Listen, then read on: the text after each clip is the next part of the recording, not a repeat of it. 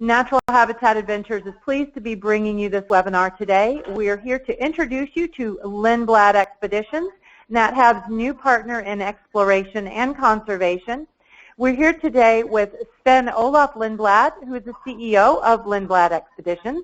Sven was born in Switzerland and traveled extensively with his father, renowned adventure travel pioneer Lars Erik Lindblad, who led some of the first non-scientific groups of travelers to Galapagos, Antarctica, and many other regions of the world. For 6 years, Sven lived in East Africa, photographing elephants and wildlife in Kenya and assisting filmmakers on a documentary about the destruction of African rainforests. His early exposure to nature and wildlife taught him the importance of maintaining natural resources and understanding the cultural background of remote regions of the world. In 1979, he launched Special Expeditions, which is now Lindblad Expeditions, and which was an innovative travel company aimed at offering marine-focused expeditions aboard small ships for adventurous travelers. And today, we are excited to hear from him as he introduces Lindblad Expeditions and the new partnership with NatHab. So Sven, welcome. The floor is yours. Thank you very much, and thank you all who are attending this. I have a confession to make. This is my absolute first ever webinar that I've conducted. I've listened to a bunch, but I've never actually given one, and so this is a new experience. I am particularly delighted about the prospect of being involved with natural habitat for a whole variety of reasons. And before talking at all about our enterprise, I just want to clarify that or mention a few highlights of that. I've known Ben Bressler for over a decade. We are both part of an organization called the Adventure Collection, and we meet twice a year to sort of exchange stories and exchange experiences and then try and help each other in these different businesses. There's 10 of us all in all. And at the same time, you know, Ben and I and Natural Habitat and Lindblad Expeditions just have a huge amount in common. I mean, Natural Habitat is essentially 100% focused on nature and wildlife. We are probably 80 to 90%, but we also have a certain amount of activities that are more focused on cultural and historical aspects. NatHab largely conducts these activities on land, and we largely conduct these activities using small expedition ships. I'm often asked by writers, you know, what my interest is and how did I get involved with ships, and interestingly enough, it's less of a maritime focus than my time in Africa, and over time I began to look upon ships rather like the safari camps I would use in those years when I was living in Africa, which allowed me to go from place to place, season by season, and migrate between places, and that's exactly the way I look upon ships. It allows us to get into remote areas that are relatively, or in certain instances, wholly inaccessible by other means, and allows us to provide and to help people have these extraordinary experiences with wildlife and natural phenomena, both above and below the sea. So I'm really looking forward to spending more time in Colorado and getting to know the entire NatHab team better, which will, of course, happen over the years. So I think we're pretty natural as partners. We both also, as enterprises and as individuals, believe very, very much that, you know, we have the good fortune and the opportunity to go to these places, see these places, and we want to try and find creative ways to support the integrity of these places through supporting scientists and conservation work and educational activities and such. And so we've developed quite a partnership, if you will, with our guests in order to further these activities. And I believe that we've done some pretty important work in various parts of the world in this regard. So let me just, there's a lot to go through here, and I'll try and do it effectively, and because I really do want to have an opportunity to answer questions more than anything else. But for those of you, and I'm sure many of you are not necessarily familiar with Lindblad Expeditions, a key factor, and I'll explain that in more detail, is that we have been for the last 12 or so years in a partnership, an alliance with the National Geographic Society, And again, I'll explain that in more detail, just as Natural Habitat has had for over a decade a strong relationship with the World Wildlife Fund. This year we're going to be celebrating a rather special anniversary, the 50th year of my father's bringing really the first lay travelers to the Galapagos Islands. This year, in 1966, was 50 years ago, was when he brought the first travelers to Antarctica. So we're having sort of this back-to-back 50th anniversary celebration. And I don't know, to what degree you might be aware of who he was, but I mean, he really is, has been described by many people, and I would not argue it at all, really the father of ecotourism. He really opened up the world. I remember when I started getting involved in this business, there wasn't much of the world to per se open up, but now we're more in a much more nuanced phase, and I'll speak to that also in greater detail. But he really was a pioneer, an explorer, and we owe him a great debt of thanks, all of us who travel to these parts of the world. Oh. This is in the Arctic with one of our ships, the Explorer, which, by the way, is not aground, but we just parked it there because the water was very, very, very deep. So we migrate, kind of like the Arctic Tern, with a couple of our ships from north to south. We spend the summers, much of the summers in the Arctic, and then much of our winters, the austral summers, in the Antarctic. These places, as you well know because of the work you do at Natural Habitat with polar bears in Churchill, I mean, these northern and southern latitudes provide some of the great, great opportunities as it relates to wildlife. So a little more depth on this relationship with National Geographic. National Geographic is now, I think it's now 128 years old. It was conceived to disseminate geographic information. Most people think about it in the context of a magazine or a television channel, but the reality is that National Geographic is very much involved with supporting exploration and science. They have supported thousands and thousands of grantees around the world. And the relationship with them is extraordinarily valuable from the perspective of it gives us access to a tremendous depth and wealth of knowledge. They have a tremendous depth of photographers, or community of photographers. So, for example, on two of our ships, the National Geographic Explorer and the National Geographic Orion, we have National Geographic photographers on all of the voyages who help teach not only about how to take pictures, but how to approach the idea of journalism and producing an article, and people can engage with these folks to the degree they wish. We believe at the end of the day that it's a combination of geography, what we're trying to do, a combination of geography, a combination of putting together teams that can disseminate and safely and in an inspirational way move within those geographies.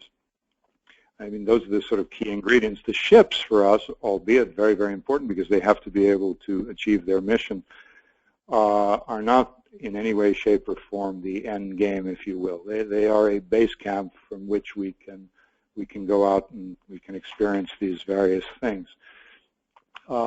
We have we have a very deep pool of people who work with us: scientists, naturalists, historians, underwater specialists, who are on all the voyages, and when you're in the middle of nowhere in these places, there is a tremendous amount to disseminate, both above and below the sea. So more recently, we've been putting a lot of effort in the last decade or so into underwater technology. On several of our ships, we have ROVs. These are remote operated vehicles. We have underwater specialists who dive and bring back, also in polar regions, and bring back images from the undersea, and then talk about what that was and why that's interesting or relevant. This ROV, for example, can go down to 1,000 feet, way deeper than a human diver, and so there's a lot going on down there that none of us will see with our own eyes directly, but indirectly via these tools. All our ships carry Zodiacs. These are inflatable rubber landing craft, co-invented by Jacques Cousteau, and really, as far as I'm concerned, are the safest and most versatile of all landing craft that you could possibly use. You can pretty much land anywhere you want with these. In certain areas, we've developed our sort of homegrown technology to help people get from, let's say, a Zodiac onto an ice sheet, or in cases like, in some cases in the Arctic, where you have very, very significant tidal ranges, so people don't have to get wet going ashore. If our technology can't do it, our staff go in the water and they'll move the ice if necessary in order to create the opportunity for a landing. We discovered many, many years ago that kayaking, whether you're an expert at it or a novice at it, is something people really, really enjoy. And so all our ships have large fleets of kayaks, not just a few for decoration, but large fleets of kayaks.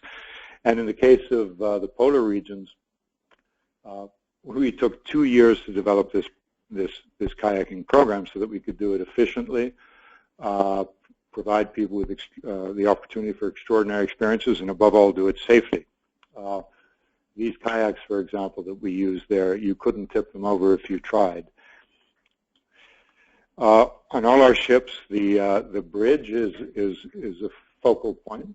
People like to go up there. They are welcome anytime, except in circumstances where there's some particularly tricky navigation.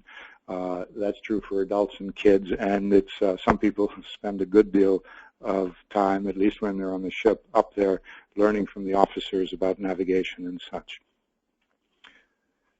We talked a little bit about photography, but you know, there's been an exponential increase in interest in photography, whether it's an iPhone or whether it's an SLR or a video camera. And so we have trained personnel on all our ships, trained by National Geographic and ourselves, to provide guidance not only in taking pictures, but you know, how do you use them afterwards, how do you organize them, how do you edit them, et cetera, et cetera. And we're also happy to have a very nice partnership with B&H. I don't know if you've ever heard of B&H, but I would imagine you have if you're interested in photography. Probably the best place in the world to get photographic equipment and advice, and so they're very helpful to us.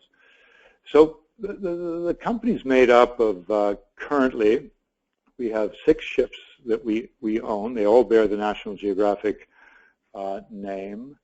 And you can see them here in this slide. 2 of them are coastal vessels, the Sea Lion and the Seabird, and they work in Alaska and Baja California, Central America, British Columbia, and the Columbia and Snake Rivers. We have 2 ships permanently based in the Galapagos Islands, one of which is about to be replaced. The National Geographic Endeavour will be replaced by the Endeavour II next year. One takes 96, one takes 48, and I realize that those are group sizes that are somewhat larger than what is normal in natural habitats world. But they all serve a different purpose, and you know, and so you might want to give them a look. And then we have the National Geographic and the National Geographic Explorer, and these are the ones that go from pole to pole and points in between. And those points in between may be the South Pacific, at times the Indian Ocean, parts of Europe. But they are definitely migrating from north to south every single year. This ship, the National Geographic Explorer, is the largest of all our ships, and we by no means measure ourselves in terms of size, but she does take 148 people, but she's just a highly stable, highly effective ship that can pretty much go anywhere.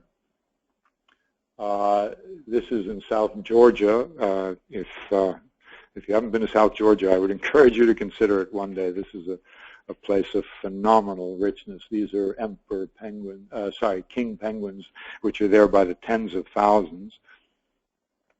The polar bear experience that we have off the ships is not better or worse, just different than Churchill. We're trying to largely find them on the pack ice. We all know there's less and less of it, but there's still, and unfortunately, when there's less of it, you actually wind up seeing more bears because they're concentrated in smaller areas.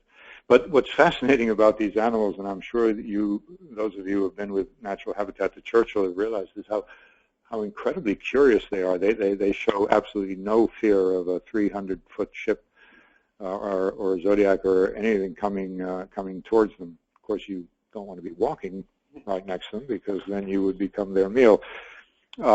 We are very, very much in love with the Arctic, and the Arctic is very, very different from Svalbard in the Norwegian Arctic across to sort of Iceland and Greenland and the Canadian Arctic. I mean, this is an area that's just full of wonder and full of diversity, both from a geographic point of view and from a wildlife point of view, and of course from a cultural point of view.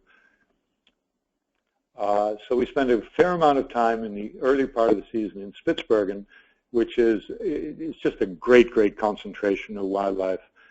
This is what we refer to as the Norwegian Arctic. Probably one of, if not the best place, along with the Canadian Arctic for seeing large numbers of polar bears. And you'll see this is a photograph which is indicative of their curiosity. I mean, this particular polar bear hung around the ship for hours and literally wanted to come aboard if it could. Not a good idea. Just another view of kayaking. What's interesting about kayaking is for those of you who do it, it's just such a wonderful singular experience. Albeit when there are people, when they go as a couple, they wind up fighting quite a lot about who's putting the oar in when, but I'm sure most people get over that. But it is an enormous amount of fun. There's not just polar bears, of course, in Spitsbergen. There's reindeer. There are myriad birds, and it's just a great place for viewing wildlife.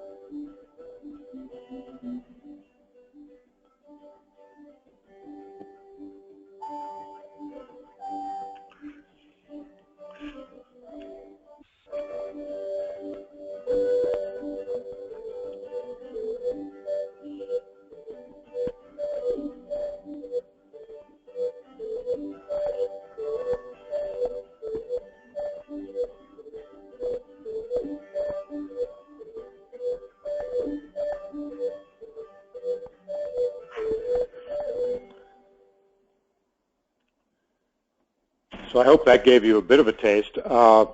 Most of our voyages are well, they range from a week in length, basically. In some instances, up to several weeks. This is an example of one that's several weeks in length, exploring Iceland, Greenland, and the Canadian Arctic, going ideally up north of 80 degrees north latitude, along the where Greenland and Ellesmere Island come very close. This is an extraordinary voyage. There's big ice up there, lots of whales, narwhals, humpback whales, occasionally blue whales, lots and lots of polar bears, lots of walrus. But you know, it's funny because the Antarctic, in many ways, is the sort of our soul, if you will. I mean, I remember when I was 16 years old getting postcards from my father from the Antarctic when he first went down there. I didn't really know where the Antarctic really was or didn't know much about it at the time. But in those days, if you can imagine, I mean, it was essentially like a moon landing, taking people down there, and everybody he knew practically, his bankers, his partners, they thought he was totally out of his mind to bring people down there. Now, of course, you know, there are a lot more people go down, and you know, another interesting question I often get is the age of exploration dead?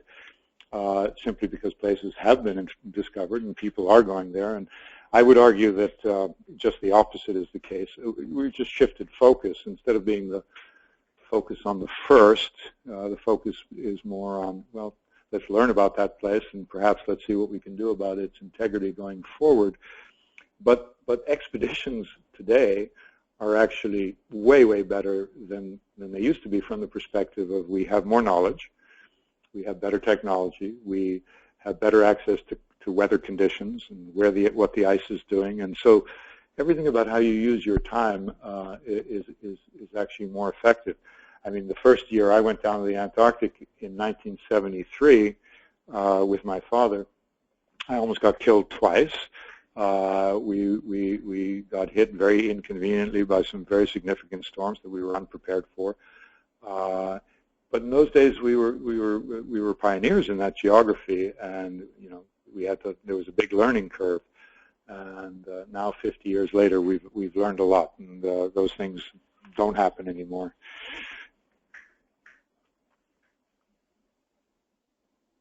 So, a lot of people want to avoid ice. We, in many ways, look for it.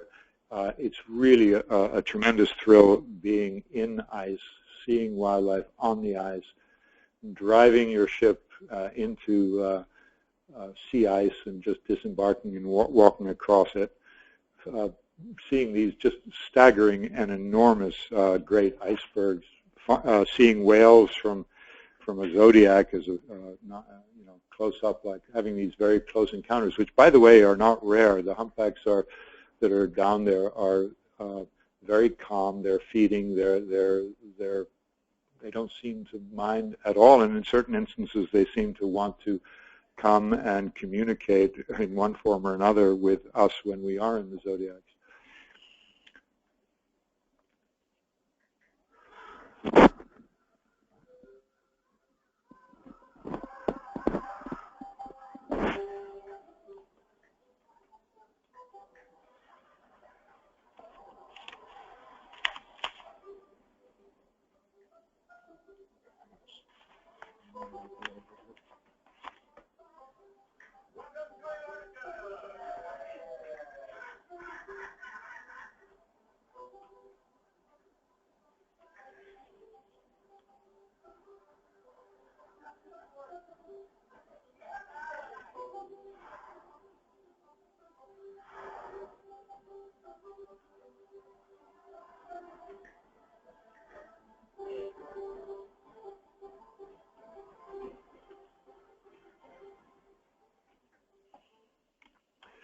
It's funny, when I said it was my first webinar, it's very hard when I'm used to speaking to people there. I can see them, and I could have asked you a few questions, and I could get a sense of your personal experiences. So forgive me if I'm talking about some things that you already probably know as well as anybody else.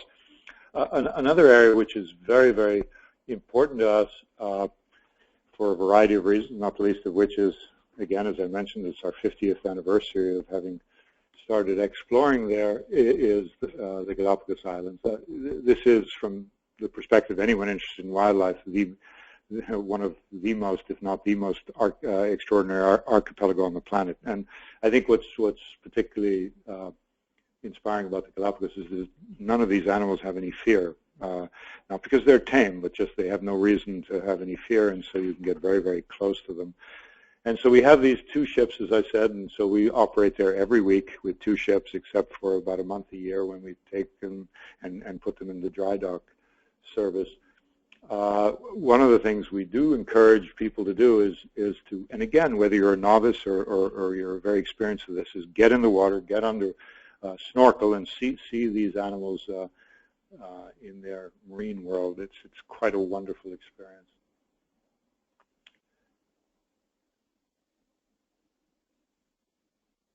This is a whale shark, which you honestly don't see there that often, but periodically. And again, they too seem to be not at all concerned about being near zodiacs.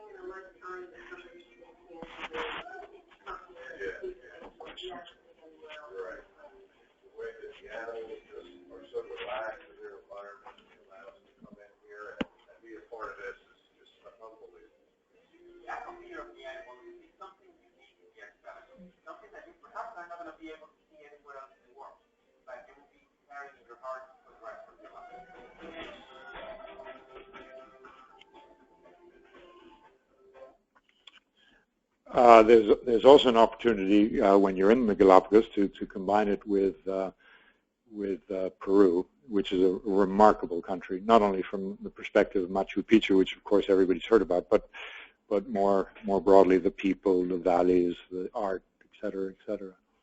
And by the way, the Galapagos, I'm sure you all know this as well, is a great place to take kids. In fact, I'm taking 3 of my children there again for the umpteenth time this Friday, and we all look very much forward to it. Alaska is another area that we've had a deep involvement with for a long period of time. It's Southeast Alaska in particular. In Southeast Alaska, a lot of people go there on large cruise ships.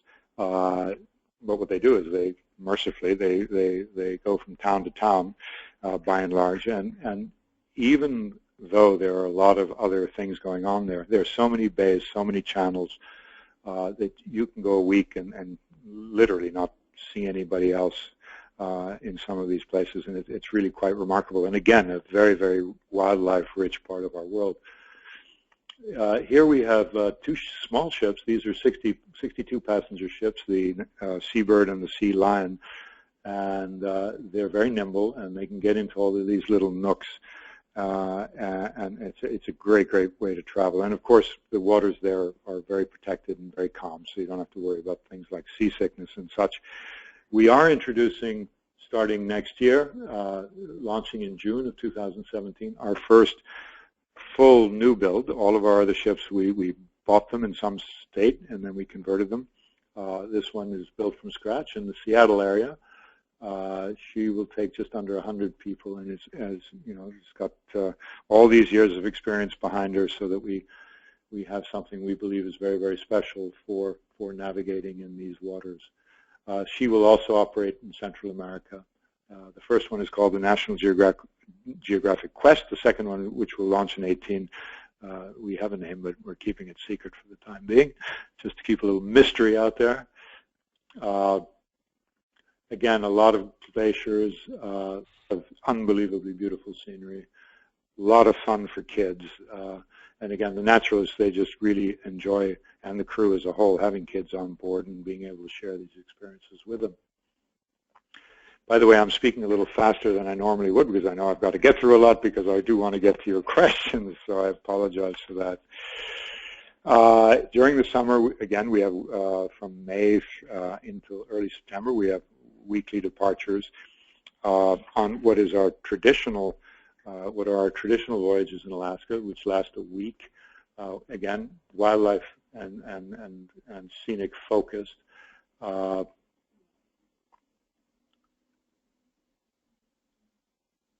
Again, plenty of opportunity to kayak, and this gives you just a little bit of a sense of the geography. But of course, those routes change depending on conditions. But so basically, the day 1 where we start, we absolutely know where that is, and day 8 when we end, or after the week, we know where that is. And points in between, we have a plan. But those plans often change, because we are going to follow the animals. So if we know there's a particular group of whales feeding in a particular area, we'll head in that direction. If we've heard that there's an aggregation of bears somewhere, we'll alter course in order to do that.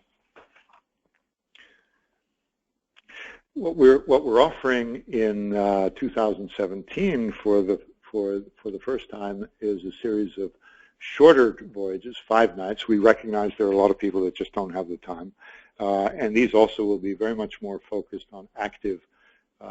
It's possible to be active on all of the voyages, hiking, kayaking, etc., but this is just dialing it up. And so we'll have a series of those throughout the summer called Wild Alaska Escape.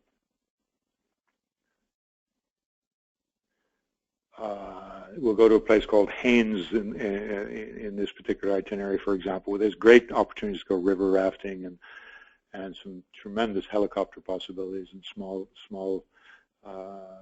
floatplane possibilities. And for those who really want to thoroughly endanger their lives, they can try this. Not something I'm doing tomorrow, but you might want to.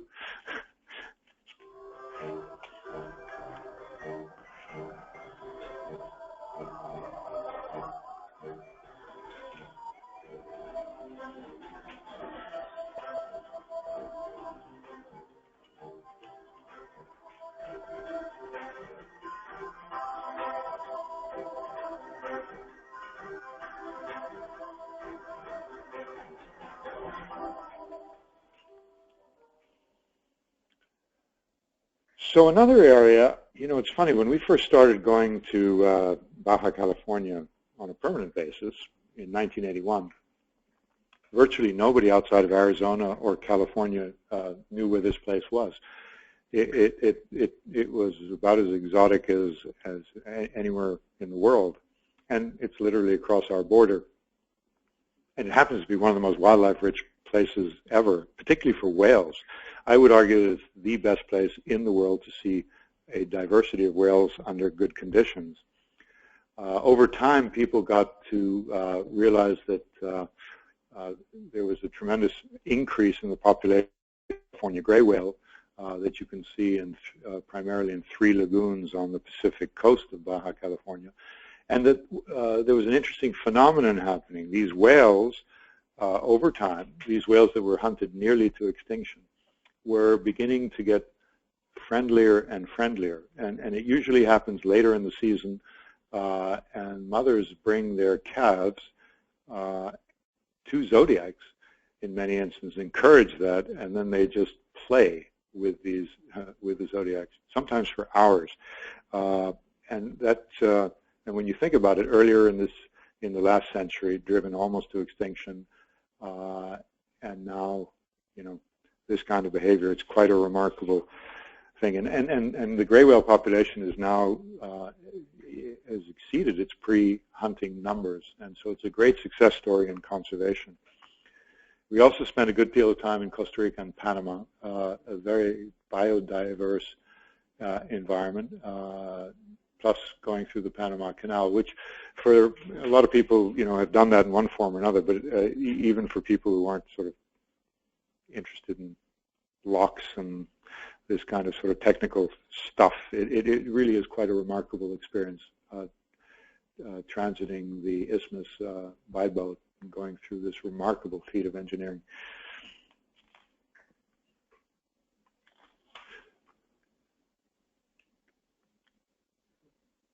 You know what that is? These guys hardly move.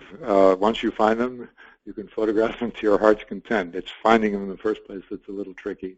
Sloths.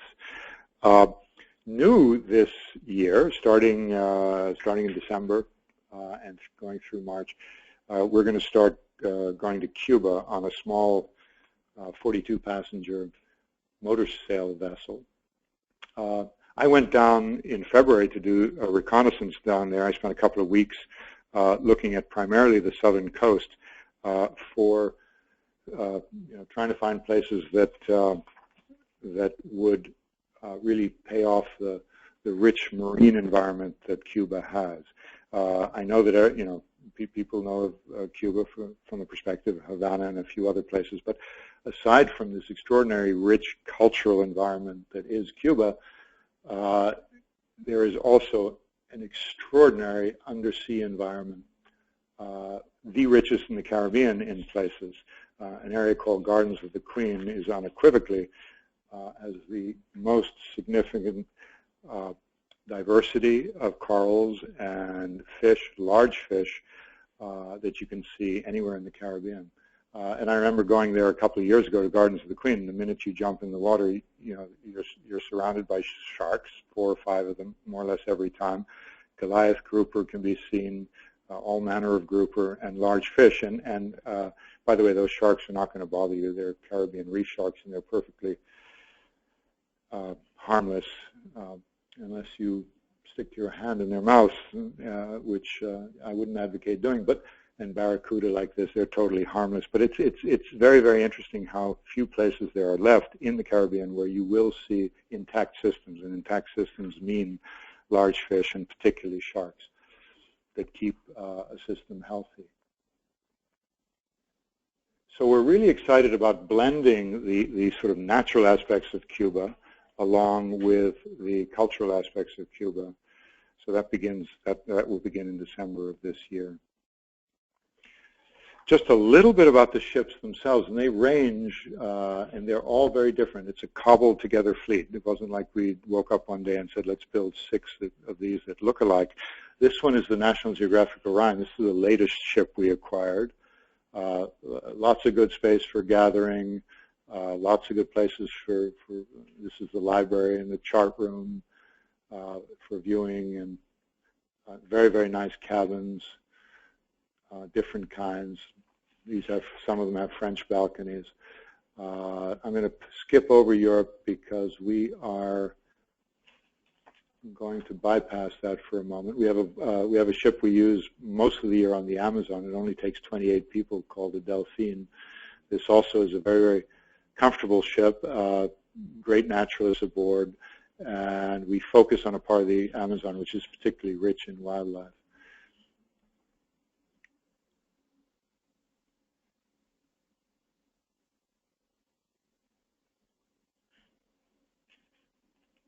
This is just some of the crew aboard the ship. Another ship we use for 4 months a year, more or less, is the Sea Cloud. I don't know if you've heard of it, but this ship was built in 1931. At that time, and for a long time, the largest private sailing ship ever built. She was built as a wedding present by E.F. Hutton for Marjorie Merriweather Post, and has been meticulously maintained over the years, in more recent times by a German group, and many of the old features still exist, but she has 29 sails, and they are used, or we use them often. And I've actually been on the ship going 14 knots across the Pacific at a point in time for 2 days solid, only using sails. So she's a very, very effective sailing ship. Currently, we're using her in Greece and the Dalmatian coast and in the Caribbean. But it really is quite a thrill watching these sailors go up aloft and raise those 29 sails. Her cabins are very, very beautiful. Some of them quite. This is an example of one of the original cabins. In those days, when she was first built, she only could accommodate 14 people, I think. And now we can accommodate 58. So she's still a relatively small ship, 316 feet, only 58 guests, a magnificent vessel. This is a boat we use on the Mekong Delta, the Jahan. This is also an absolutely fascinating part of the world. And you know, one of the things in this part of the world that's really extraordinary is a level of service and design that is sort of probably unmatched anywhere else in the world. We have a ship called the Lord of the Glens that we use in Scotland. Only takes 48 people. In the Scottish Highlands. One of the things that we've discovered over the years is that, and that's a good thing because I don't know how old you folks are. I'm 66, and I think that we're generally healthier than the generation before us and the generation before them, and part of it is probably because we exercise more and we pay more attention to physical fitness. And so we have equipped all of our ships with that ability, you know, go out but have the ability to stay healthy, and we do that in a variety of different ways on different ships depending on, you know, the physical space and such. But you're not going to just have to be sedentary ever. We keep you very, very active no matter where you go. But if there's the odd moment when you're aboard and you want to get on an exercise bike or have a massage or such, that's certainly possible.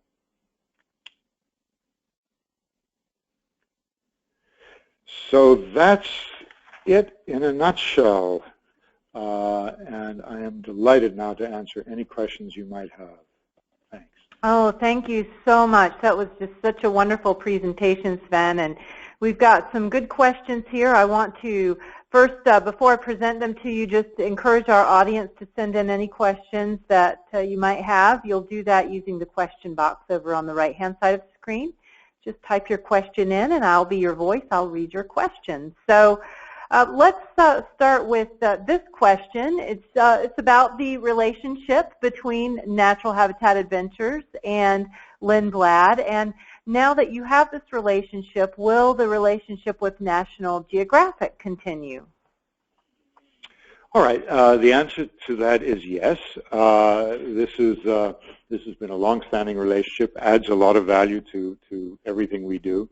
It's a great partnership. I think what's going to happen more than anything else between the relationship between Lindblad Expeditions and Natural Habitat is we are now going to be able to broaden the offerings to both our community and the NatHab community, both on land and at sea. And I think that's the real benefit, and we're going to work creatively to try and make it possible for all of our constituents and all of the people who want to travel with us to just have that range of possibilities. Yes, thank you. So we have this question. It says, with respect to the age of exploration that you referenced, do these journeys with National Geographic give guests the opportunity to participate in the cutting edge of discovery and information gathering? And what influence do you feel these journeys have on impacting global environmental awareness? Okay, that's a big question. It is a big question. A multifaceted question. Well, we are not out there ourselves in isolation doing science that incorporates specific science, for example, because we're moving in a pattern that precludes that to some degree. But we house scientists in many instances who are doing work, and those scientists are certainly engaged with our guests and talking about the kind of work that they're up to. So, for example, in Antarctica, we have these two guys who are with us for part of the season doing tagging work with killer whales, tagging them and then finding with radio tags and then finding out their migratory patterns. And so we're sort of in and amongst that, and people can kind of see what they're doing. And they've been doing this now for many years, and so there's a cumulative body of knowledge. There's a fellow by the name of James Baylog who has worked. He made a film called Chasing Ice and has written several books. And what he's trying to do is document the state of glaciers over time. So he had lots of cameras in the Arctic, but never had any in the Antarctic. So we helped him get, at the moment, I think it's 9 different cameras in Antarctica and South Georgia placed, and our staff go and retrieve the disks, change the batteries when necessary and such, and kind of work as his assistants to sort of make it easy for him to be able to expand his activities in the Antarctic. At my core, I believe that at the end of the day, the more people know about places and the more intelligent conversation that takes place in those places, and the greater the exposure is to some of the challenges that exist in some of these places, that's how you create essentially one aspect of how you create a global force for change. Because at the end of the day, particularly in democracies, change is going to happen without an informed electorate. And the more people know about places like the Antarctic, the Arctic, the challenges that we're facing as it relates to climate, what's going on with certain animal populations, how should what are the opportunities to inform the debates about development, gas exploration, fisheries issues, this, that, and the other. So I have a great belief in the public at large being incredibly relevant as it relates to how these things will pan out over time. And so, as far as I'm concerned, the more people that intelligently get to explore these places without doing them damage, of course, the better. And that's going to matter over time a great deal. Yes, thank you. And speaking of Antarctica, we actually have several questions about Antarctica. One is, what do you think the best time is to go to Antarctica, and why? Okay. Well, Antarctica, just like, I spend a good deal of my life in a place called the Serengeti, and I used to be asked all the time, what's the best time to go to the Serengeti? And the reality is, in Antarctica is exactly the same. It's a dynamic environment.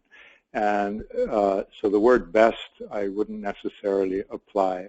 It changes. So, for example, early in the season, you have much more pristine ice, a little harder to walk around. You have more fast ice that you can engage with, like drive the boat into and walk off of. You have the beginnings of courtship with many of the penguins. Later in the season, you have more egg laying and then chicks hatching. You have some more exposed places. It's a bit easier to get around. Of course, some of the snow and the ice melts. Later on in the season, you have more whales, for example, more humpbacks down there.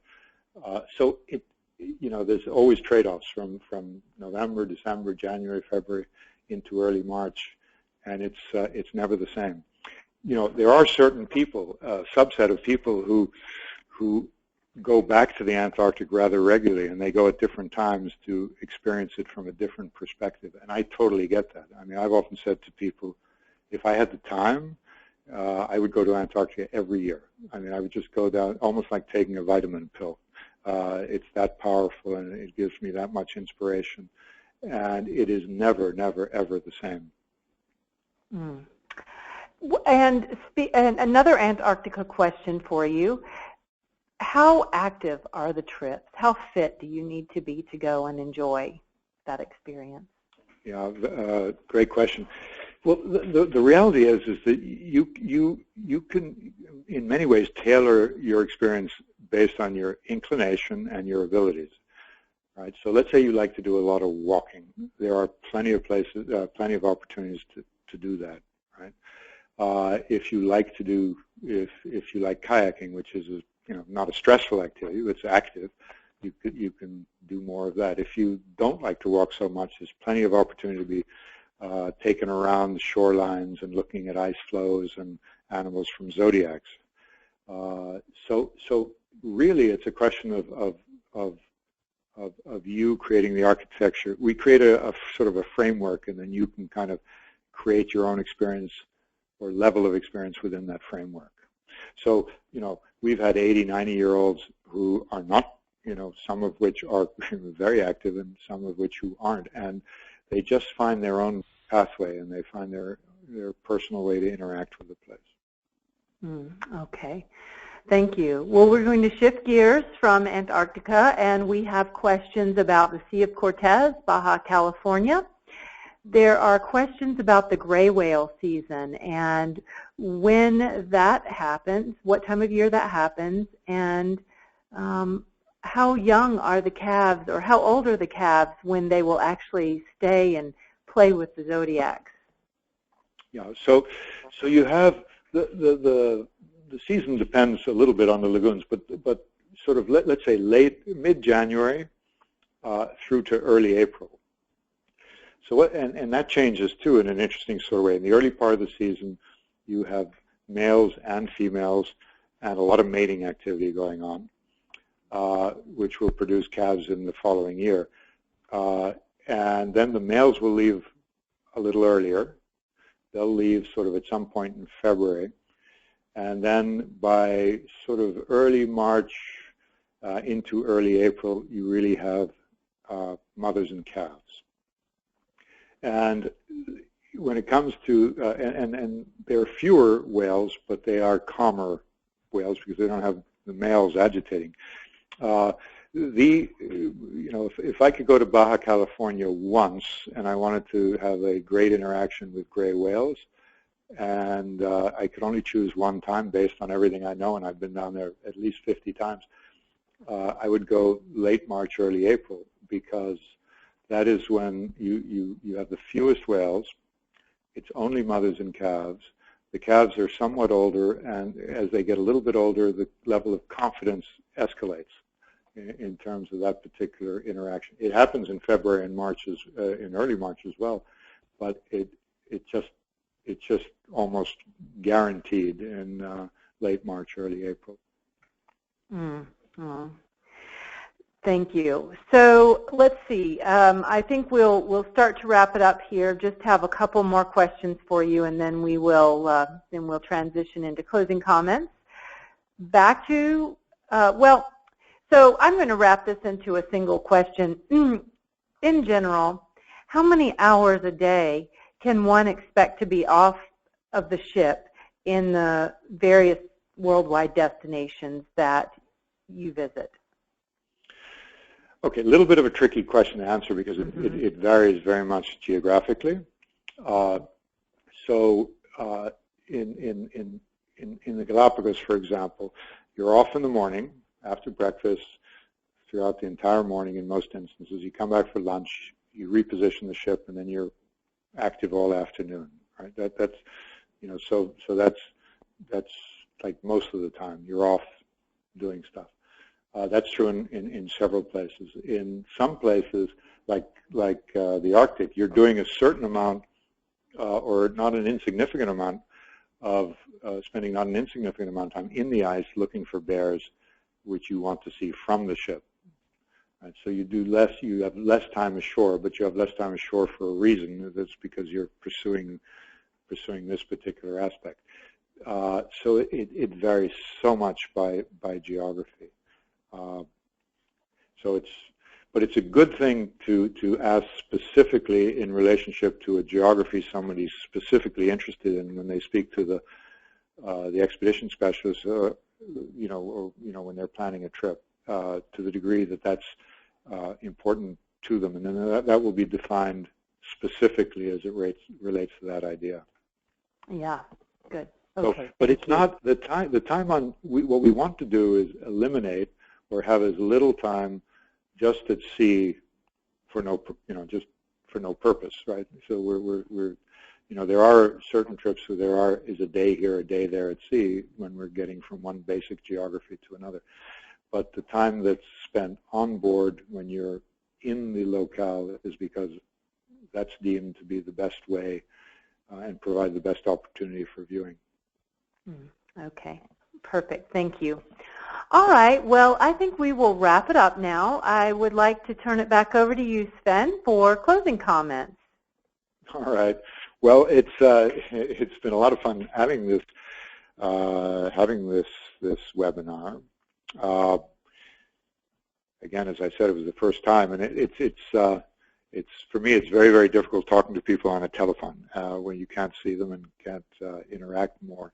But I hope this has been useful. I really, really am excited about the possibilities of working together with Natural Habitat. It's a really, really great company with tremendous people, whether it's the people in the field or the people in the office, very, very dedicated to providing people with a very, very high level of service, very committed to, having a very positive interaction with natural environments, and very much committed to giving everybody the best experience they possibly can. And so there is, we wouldn't want to be associated with a company that didn't have those values. And so for us, this is a great opportunity going forward, and certainly for our audience, it's going to provide a tremendous increase in their opportunities to explore the world in different ways.